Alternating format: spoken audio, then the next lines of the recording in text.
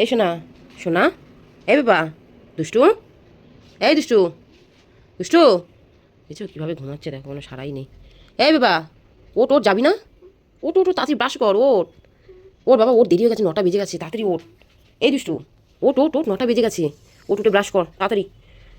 Hello everyone, good morning, welcome to my channel. তো এখন বাজে 7:30, আমি আজকে সকাল সকাল ঘুম থেকে উঠেছি। সকাল মানে ছেলে স্কুল থাকলে তো আমি এর আগে উঠে যাই, ঠিক আছে। তো এখন স্কুল নেই বলে এটা আমার কাছে সকাল, কারণ আমি 8:30 ওরকম সময় ঘুম থেকে উঠি। তো উঠেই দেখছি, দেখো তোমাদেরকে একটা জিনিস দেখাই, বাইরের অবস্থাটা দেখো।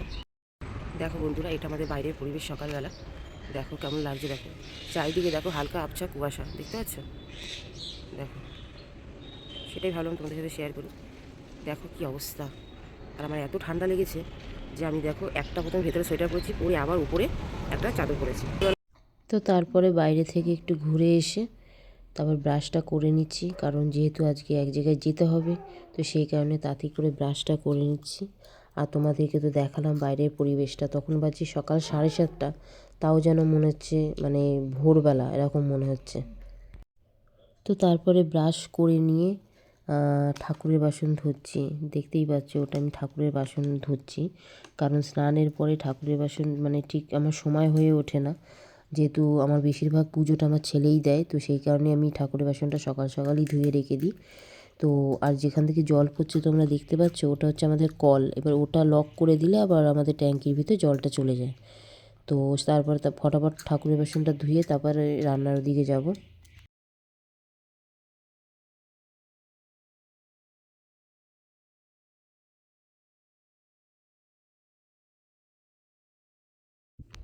তো তারপরে ঠাকুরের বাসন মেজে এসে ঘরে এসে দেখো আমার এগুলো রান্নাঘরের বাসনগুলো রয়েছে আগের দিনের। আর এপাশে গ্যাস ট্যাসগুলো পরিষ্কার করব, আমি রাতেরবেলা করে উঠতে পারি না, কারণ সকালে আমাকে আবার করতে হয়, সেই কারণে একবারে সকালের দিকেই মানে গ্যাস পরিষ্কার করি। আর নিচে দেখো সব ছড়িয়ে ছিটিয়ে আছে সব, এগুলো পরিষ্কার করে নিয়ে তারপর রান্নাতে যাব।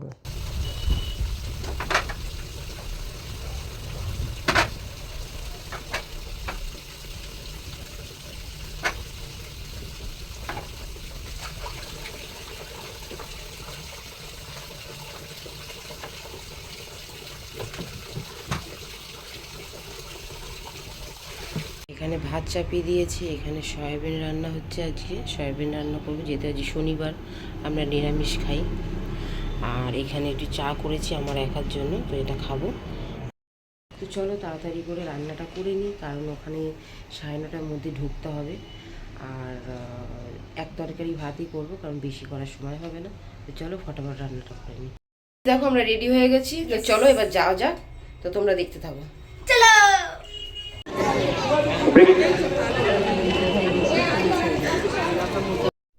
তো এটা দেখে অনেকেই গেস করেছো যে আমি কোথায় এসেছি, তা আমি বলে দিচ্ছি চলো।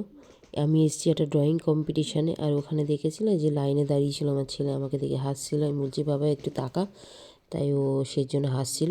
আর এখানে দেখো প্রচুর বাচ্চা এসেছে। তো এই যে আমার ছেলে যে লাল কালার গেঞ্জি পরে বসে আছে, তো দেখতেই পাচ্ছ অনেক বাচ্চারা এসেছে ড্রয়িং কম্পিটিশানে। তো আমি এসেছি ওর জন্য, ও আমাকে বারবার বলছিল মা চলো, তো আমি ভাবলাম যাক, পারুক না পারুক। তো এই যে বসে আছে দেখো, উপরের দিকে আর তাকাচ্ছে না, নিচের দিকে তাকিয়েই বসে আছে। তো দেখা যাক কি ড্রয়িং করে, তো দেখতে থাকো তোমরা। আমরা এখন বাড়িতে আসলাম, তো ভিডিওটা এই পর্যন্তই। যদি ভালো লাগে একটা লাইক একটা কমেন্ট করে দিও। তা তখন টাটা।